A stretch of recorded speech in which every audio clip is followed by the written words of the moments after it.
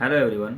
अभी हम graph isomorphism ये टॉपिक देखने वाले हैं। ठीक है, तो मॉर्फिज्म मतलब क्या होता है? पहली बात तो मॉर्फिज्म का लिटरल मीनिंग है कि मेनी फॉर्म्स। ठीक है, मेनी फॉर्म्स। और आइसो मतलब एक तरीके का सेम।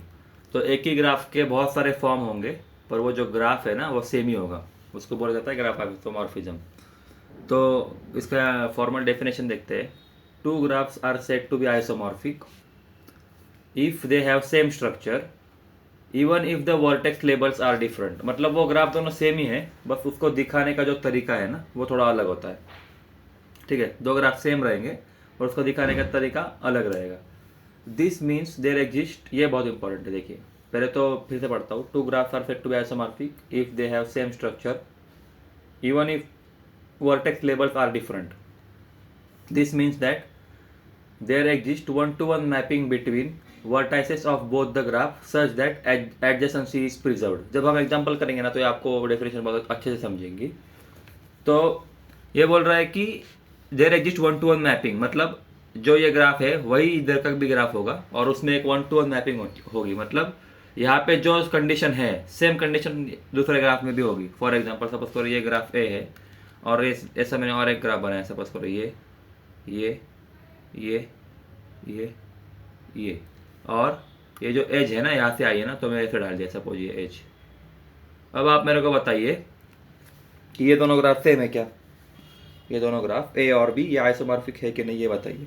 हाँ, ये आइसोमॉर्फिक है। बस मैंने क्या किया है, सेम ही है, दोनों ग्राफ सेम ही है। बस ये जो एज था ना जो अंदर से आया था मैंने बाहर से डाल दिया उस एज को। ठीक है, एज को मैंने इसे बाहर से डाल दिया, तो ये दोनों ग्राफ सेम ही है। तो देखिए ये ग्राफ सेम कैसे है, ए और बी ये ग्राफ सेम कैसे है? पहले बात तो if they have same structure मतलब एक तरीके से ये ग्राफ अगर इस एज को आप अगर अंदर डालोगे तो दोनों सेम ही बन जाएगा ना, तो उसका एक स्ट्रक्चर जो है वो सेम हो जाएगा ऐसा। Even if the vertex labels are different. Suppose करो मैंने यहाँ पे ए किया, फिर बी किया, फिर सी किया, फिर डी किया, और यहाँ पे भी सपोज ये ग्राफ का नाम जी देते हैं, इस ग्राफ का नाम एच देते हैं। ठीक है, अब उसके बाद मैंने यहाँ पे किया ई एफ और उसके बाद क्या क्या हूँ मैं, ई एफ टी और यू, ऐसा किया मैंने। अब मेरे को बताइए ये दोनों ग्राफ का देखिए, इसमें मैंने तो बोला, आप बोलोगे क्या रे ये दोनों ग्राफ डिफरेंट है क्योंकि इसका वर्टेक्स भी डिफरेंट है, वर्टेक्स का नाम डिफरेंट है। नहीं, ऐसा नहीं है। देखिए मैंने बस इसका नाम चेंज किया है। मतलब ए की जगह मैंने सपोज करो ई लिख दिया, सी की जगह मैंने यू लिख दिया, हमने बस लेबल डिफरेंट दिया है, पर दोनों ग्राफ का जो इंटरनल स्ट्रक्चर था वो एक तरीके से सेम ही है। दोनों ग्राफ मतलब सेम ही है। ठीक है, and there exist one to one mapping. One to one mapping मतलब क्या? अगर यहाँ पे कोई सपोज ये ए वर्टेक्स है, इसका डिग्री कितना है, इसका डिग्री 3 है, तो ये बोल रहा है कि इस ग्राफ में भी ऐसा कोई वर्टेक्स होगा जिसका डिग्री 3 होगा। तो देखिए ई का डिग्री कितना है, 3। तो हम ए को मैप कर सकते हैं ई से। ठीक है, हम ए को मैप कर सकते हैं ई से, मतलब हम ये बोलना चाहते हैं कि इस ग्राफ में ए जो काम कर रहा था तो हम बोलेंगे कि ये ग्राफ में ई वो काम करेगा। समझा मैपिंग का मतलब? समझा आपको? कि मैं ऐसे बोलूँगा कि इस ग्राफ में ए जो काम वो कर रहा था वही काम इस ग्राफ में ई करेगा। सेम ऐसे मैं और एक मैपिंग करूँगा कि अगर इस ग्राफ में बी ये काम कर रहा है तो इस ग्राफ में मैप करूँगा मैं कि ये एफ जो है वो ये काम करेगा, तो मैं बी से मैप करूँगा एफ को। ऐसे पूरा मैपिंग होना चाहिए, हर एक वर्टेक्स को आपका मैपिंग मिलना चाहिए। मतलब अगर यहाँ पे आप बोल रहे हो कि ए का डिग्री 3 है, यहाँ पे सी का डिग्री 3 है, तो और एक अपने को वर्टेक्स ढूंढना है जिसका यहाँ पे डिग्री 3 होगा, तो इसका यू का डिग्री भी 3 है, तो हम मैप करेंगे सी को यू के साथ और डी को मैप करेंगे टी के साथ। तो यह हो गया मैपिंग। मतलब जो अपना ओरिजिनल ग्राफ है उस ग्राफ में अगर कोई वर्टेक्स कुछ काम कर रहा है तो वही काम इस ग्राफ में कौन कर रहा है ये ढूंढना है और उसका ऐसे मैपिंग लिखना है। तो this is the mapping table. ठीक है, इसको बोला जाता है वन टू वन मैपिंग। मतलब इस वर्टेक्स का इधर कौन काम कर रहा है, ये वर्टेक्स का इधर कौन काम कर रहा है, तो इसको बोला जाता है वन टू वन मैपिंग। ठीक है, अब एक मतलब फिर से एक बार मैं एक डेफिनेशन पढ़ता हूँ लास्ट आइसोमॉर्फिक का। Two graphs are said isomorphic.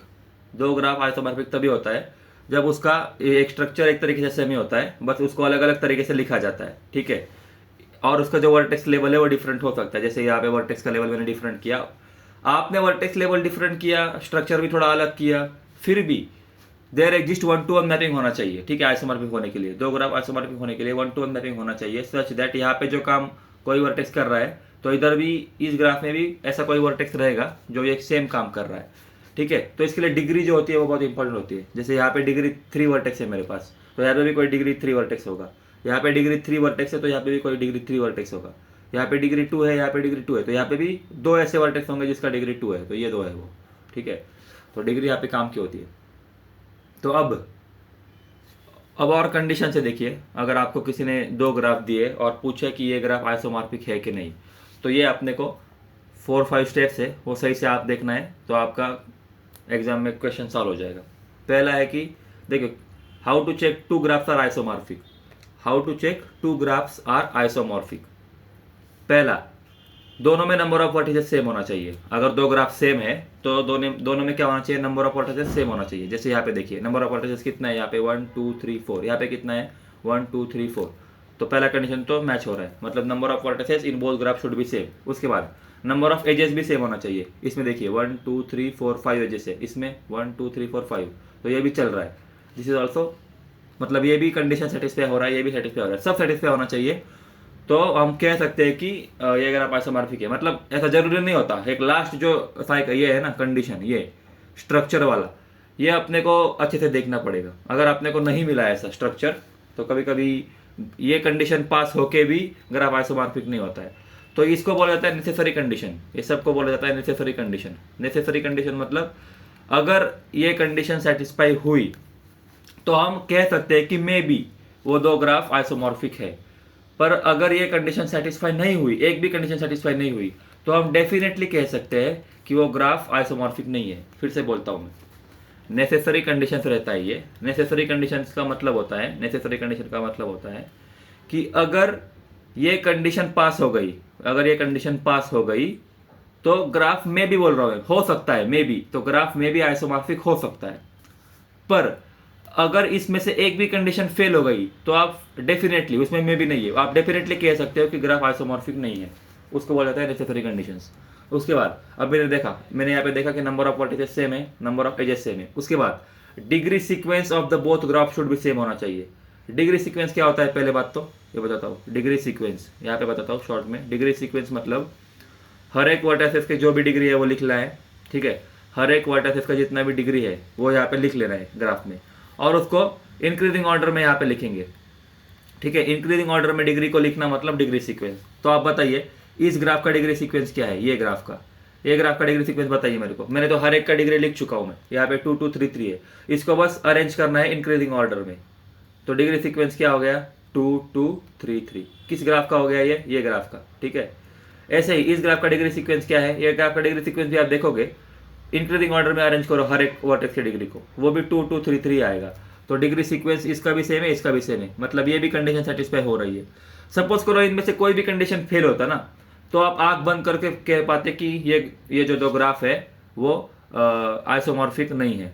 पर अभी देखो ये तीनों कंडीशन पास हो गई, फिर भी आप आंख बंद करके नहीं बोल पाओगे कि ये जो 2 ग्राफ है वो आइसोमॉर्फिक है, ऐसा आप श्योरली नहीं कह सकते हो। इसीलिए उसको नेसेसरी कंडीशन बोला जाता है। तो ये चेक किया मैंने, ये चेक किया, ये चेक किया। अब ये बोल रहा है कि अगर पहला जो ग्राफ है अपना, उस ग्राफ में कोई साइकिल होगा, उसका लेंथ क्या होगा, तो दूसरा जो ग्राफ होगा उसमें भी सेम लेंथ का साइकिल प्रेजेंट होना चाहिए। जैसे यहाँ पे इस ग्राफ में कितने लेंथ का साइकिल प्रेजेंट है, देखिए 1 2 3 4। इस ग्राफ में 4 लेंथ का साइकिल अगर है तो ये ग्राफ में भी 4 लेंथ का साइकिल होना चाहिए। तो है ना, इधर देखिए 1 2 3 4, इसलिए 4th रूल भी सेटिस्फाई हो रहा है। अब फाइनली इंपॉर्टेंट रूल जो होता है, अभी देखो ये सब नेसेसरी कंडीशन तो हो गई, अब ये फाइनल 2 रूल है वो अच्छे से अपने को देखना है। वो क्या है, देखिए there should be 1-to-1 mapping between the vertices. 1-to-1 mapping मतलब जैसे मैंने यहाँ पे बताया था आपको, 1-to-1 मैपिंग पहले ही बता चुका हूँ मैं। मतलब यहाँ पे अगर कोई वर्टेक्स है ए, उसका डिग्री 3 है, और वो ऐसा अगर कुछ काम कर रहा है, जैसे ये देखो ए बी तक जा रहा है, ये ए सी के पास जा रहा है, ए डी के पास जा रहा है, तो यहाँ पे भी कोई ऐसा वर्टेक्स होना चाहिए जिसका डिग्री 3 है और वो सेम बिहेवियर ऐसा कर रहा है। जैसे ये तीनों के पास जा रहा है ना, तो ये भी तीनों के पास जा रहा है, यहाँ पे यहाँ पे यहाँ पे, तो सेम बिहेवियर होना चाहिए, उसको बोला जाता है 1-to-1 मैपिंग। तो ऐसे 1-to-1 मैपिंग होना चाहिए, मतलब आपको ऐसा मैपिंग मिलना चाहिए। शुद्ध हिंदी में बोला जाए तो यहाँ पे जो वर्टेक्स जो काम कर रहा है, आपको ये वो ग्राफ में भी ऐसा वर्टेक्स मिलना चाहिए कि जो सेम काम कर रहा है इसके जैसे, ठीक, मतलब ए यहाँ पे जो काम कर रहा था वो ई काम कर रहा है, बी जो काम कर रहा था वो एफ, सी जो काम कर रहा था वो यू करेगा, और डी जो काम कर रहा था वो टी करेगा। उसको वन ऑन वन मैपिंग बोला जाता है। और structure and adjacency should be preserved after the mapping the vertices. मतलब ये आपने मैप कर दिया, ये बहुत इंपॉर्टेंट रूल है, इसको विजुअलाइजेशन बोला जाता है। ठीक है, विजुअलाइजेशन, यहाँ पे कोई मैथ्स का रूल नहीं है, फॉर्मूला नहीं है, कुछ नहीं है, बस अपना दिमाग लगाना है और थोड़ा उसको ऑब्जर्व करना है ग्राफ को, और बोलना है कि अरे ये तो सेम ही है, इसको बोला जाता है विजुअलाइजेशन। तो यहाँ पे अपना दिमाग बहुत काम आता है। ठीक है, क्योंकि यहाँ पे देखिए विजुअलाइज करना है, ऐसे ऐसे मैंने मैपिंग किया। ठीक है, अब मेरे को विजुअलाइज करना है कि थोड़ा दिमाग लगाना है। क्या आप बोलोगे, अरे देखिए वर्टाइसेस तो सेम है, नंबर ऑफ एजेस भी सेम है, तो क्या मैं इस ये जो एज बाहर डाली है उसको थोड़ा अंदर ऐसे डाल दूं और इसको यहाँ पे यहाँ से डाल दूं, तो आप देखोगे दोनों ग्राफ सेम ही है। इसको बोला जाता है स्ट्रक्चर देखना, कि दोनों का स्ट्रक्चर सेम ही था, बस उसको अलग तरीके से लिखा गया, इसलिए वो अलग अलग दिख रहा है अपने को। तो ये हो गया अपना ग्राफ आइसोमॉर्फिक चेक करने का कंडीशंस। ठीक है, पहले देखना है दोनों में नंबर ऑफ वर्टिसेस सेम होना चाहिए, फिर नंबर ऑफ एजेस सेम होना चाहिए, डिग्री सीक्वेंस दोनों का सेम होना चाहिए, साइकिल अगर एक में है तो वो साइकिल अगर एक में 4 लेंथ का है तो इसमें भी 4 लेंथ का ही होना चाहिए, इसमें 3 का है तो 3 का होना चाहिए, ऐसा। और आखिरी में वन ऑन वन मैपिंग अपने को मिलना चाहिए, और स्ट्रक्चर और एडजेसेंसी उसका प्रीत होना चाहिए। मतलब स्ट्रक्चर और एडजेसेंसी आपको समझाना कि स्ट्रक्चर मतलब ये, जैसे ये अगर लाइन में अंदर डाल दूं तो सेम ही बन जाएगा दोनों, तो ये उसका ये होता है विजुअलाइजेशन करना है ग्राफ का। ठीक है, तो एक एग्जांपल लेते हैं एसपीपीयू का, पीवाईक्यू है। पहले तो व्हाट इज ग्राफ आइसोमॉर्फिज्म, ये तो बताया मैंने पहले ही, ये है ग्राफ आइसोमॉर्फिज्म का डेफिनेशन। तो दो ग्राफ आइसोमॉर्फिक तभी होता है जब उसमें stream structure and even if the vertex level different होता है, and there exist one on one mapping between the vertexes of the both graph such that adjacency is preserved.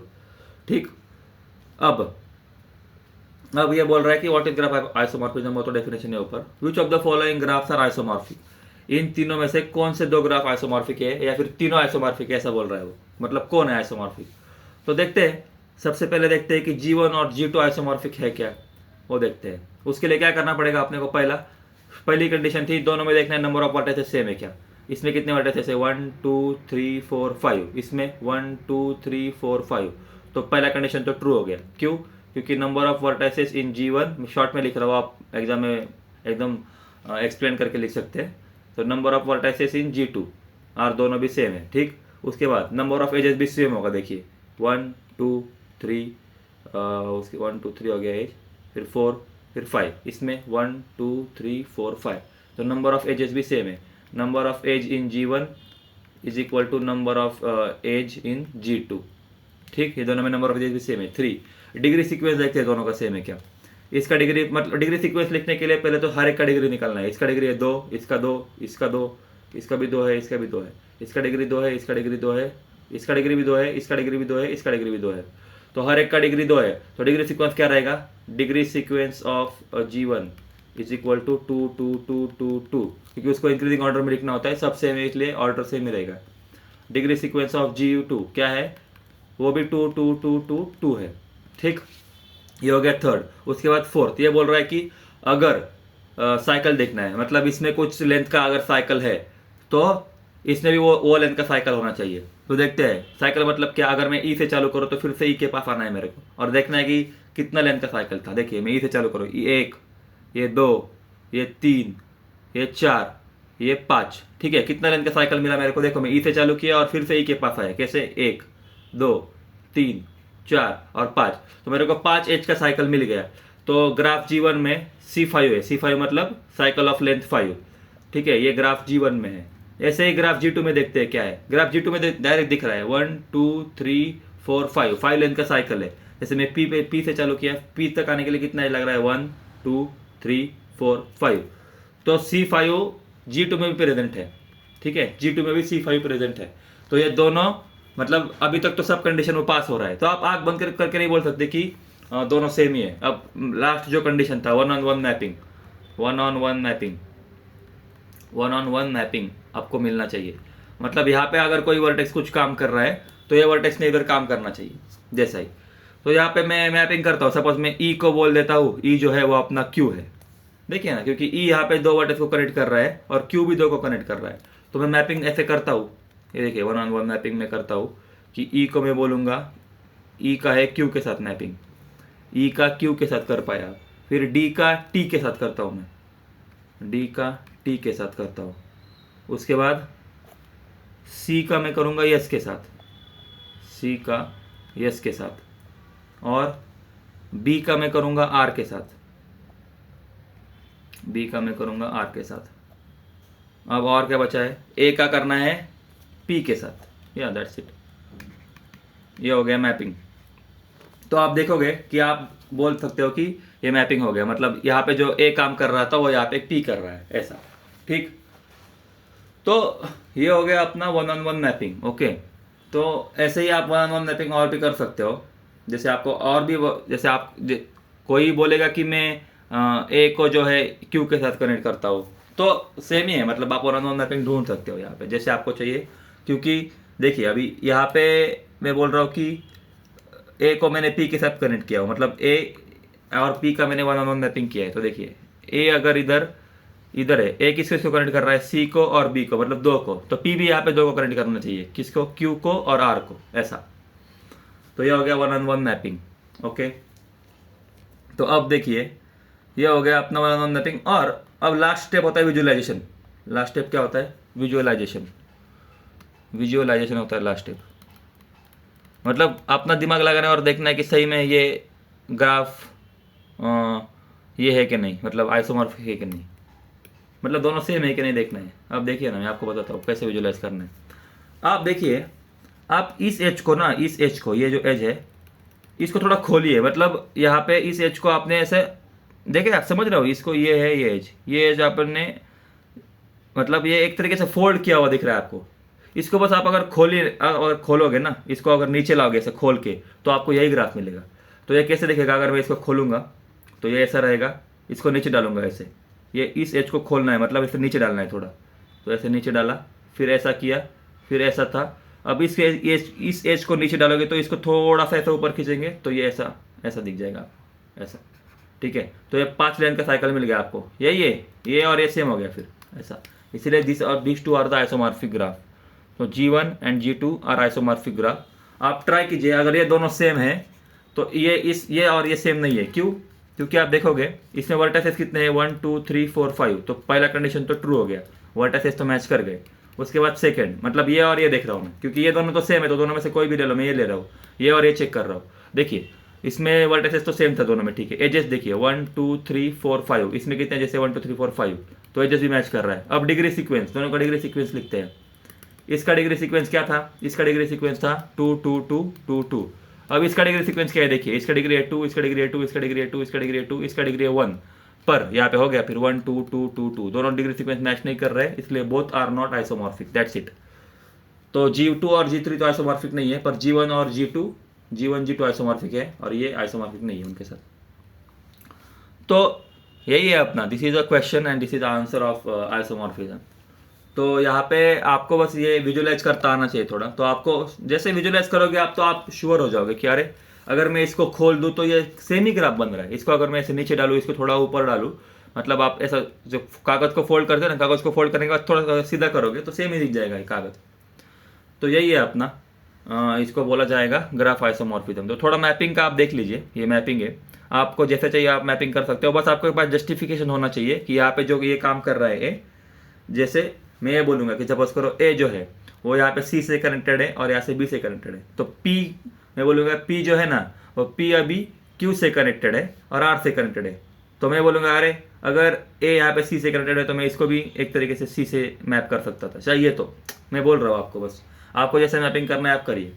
मैं बोलूँगा कि ये क्यू को सी से मैप कर सकते थे आप, फिर ए को मैंने बी किया है तो आर को मैं बी के साथ मैप कर सकता था, ये भी आप मैपिंग कर सकते हो। ठीक है, ए को मैंने सपोज करो पी के साथ किया, तो सी को मैंने क्यू के साथ किया और इसको बी के साथ किया। ठीक है, तो ऐसे भी आप मैपिंग कर सकते हो। चलो मैं एक मैपिंग का अभी ये बताता ही आपको, एक अच्छे से मैपिंग कर दे थोड़ा, क्योंकि मैपिंग आपको आना चाहिए अच्छे से करना।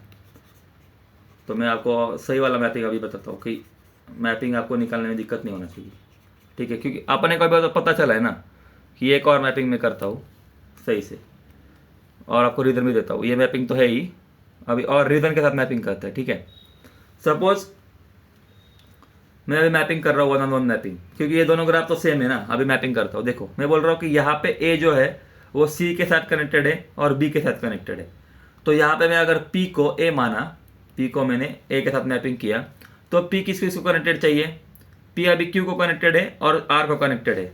तो अगर इस ग्राफ में ए सी को कनेक्टेड था और ए बी को कनेक्टेड था, और अगर मैं पी को ए मान रहा हूँ, तो मतलब पी को मैं बोल रहा हूँ कि पी इज इक्वल टू ए, तो यहाँ पे पी जिसको भी कनेक्ट कर रहा है ना, मतलब पी किसको कनेक्ट कर रहा है, क्यू को, और पी किसको कनेक्ट कर रहा है, आर को, तो Q R R should be behave as B and C. तो यहाँ पे आर को मैं बी कर सकता हूँ और क्यू को मैं सी कर सकता हूँ। तो ये हो गया एक मैपिंग।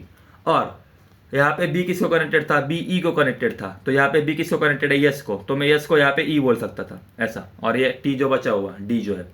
तो ये एक मैपिंग हो गई। क्या मैपिंग हो गई, ऐसी, पी को ए बोलो, देखो पी को मैं क्या बोला, ए बोला, ठीक है, पी और ए इसको मैपिंग किया। उसके बाद अगर ए मेरा बी के साथ कनेक्टेड है और ए मेरा सी के साथ कनेक्टेड है, तो यहाँ पे की पी किसके साथ था, क्यू के साथ, तो क्यू को मैं सी बोलूँगा, ठीक, क्यू को मैं बोला सी, और दूसरा आर को मैं बोला बी, आर को मैं बोला बी, समझ रहे हैं ना, और आर को मैं बोला बी। अब यस को मैं बोला ई, क्यों, क्योंकि यहाँ पे बी मेरा कनेक्टेड था ई से, और अगर मैं आर को बोल रहा हूँ बी, तो आर जिसको कनेक्टेड था वो सेम होगा जो इसको बी कनेक्टेड था, क्योंकि आर इज बी ही है। तो यस को बोला मैं ई, यस, और बाकी कौन बचा अभी, यस को बोला मैं ई, और कौन बचा, डी, टी को बोला मैं डी बचा हुआ। ये एक मैपिंग हो गई। एक आखिरी एक मिनट लेता हूँ और फिर से बताता हूँ। देखिए ए है मेरे पास, अगर मैं ए बोलता हूँ पी को, तो यहाँ पे ए किसको कनेक्टेड है वो देखना है, ए कनेक्टेड है सी को और ए कनेक्टेड है बी को, ठीक। तो यहाँ पे भी ऐसे दो वर्टेक्स होने चाहिए जो, क्योंकि मैंने पी को तो ए बोला है, तो पी भी किसी दो वर्टेक्स को कनेक्ट करना चाहिए, क्योंकि ए इसको इधर दो वर्टेक्स को कनेक्ट कर रहा था, तो पी दो को कर रहा है, देखिए क्यू को और आर को, ठीक, क्यू और आर को कर रहा था, पर इधर मैं क्यू और आर को बी और सी बोल सकता हूँ, क्योंकि मैंने पी को माना है ए। तो ऐसा ही है, ये होता है वन ऑन वन मैपिंग। आप इसको लिखना है तो एक फंक्शन के फॉर्म में भी लिख सकते हो, ठीक है, एक फंक्शन के फॉर्म में लिखना है इसको। तो ऐसा लिखना है कि सपोज करो एक फंक्शन है जी, वो अपने को मैपिंग बताता है, वो अपने को मैपिंग बताए vertices of G to vertices of G2, मतलब ये मैपिंग होता है ना, देखो ये मैपिंग किया ना मैंने, ये मैपिंग किया मैंने, ये ग्राफ 1 का वर्टाइसेस था, ये ग्राफ ये ग्राफ 2 का था और ये ग्राफ 1 का था। उल्टा भी कर सकते हो, सीधा भी कर सकते हो। तो ग्राफ देखिए एक उल्टा किया क्या मैंने इधर, कुछ ACB T कुछ उल्टा किया क्या, हाँ यहाँ पे PQRS ना, PQRS, हाँ यहाँ पे D और T चाहिए था, ठीक है, यहाँ पे T और यहाँ पे D, यहाँ पे T और यहाँ पे D, ठीक है। तो अब मैं ये बोलना चाहता हूँ कि मेरे को मैपिंग चाहिए vertices of G1 to vertices of G2। तो यहाँ पे G1 ये है और G2 ये है, तो मेरे को मैपिंग चाहिए। तो मैं ऐसा लिखूँगा, G ए फंक्शन का नाम है ना, तो G ऑफ नॉर्मल जो यही लिखा है उसको इस फॉर्म में लिखना है। तो G ऑफ ए मतलब एक किसके जैसा बिहेव कर रहा है, P के जैसा। G ऑफ C ये होता है Q। उसके बाद G ऑफ B वो किसके साथ, G ऑफ B मतलब R, और G ऑफ E किसके साथ था, यस के जैसा, और G of D is equal to T।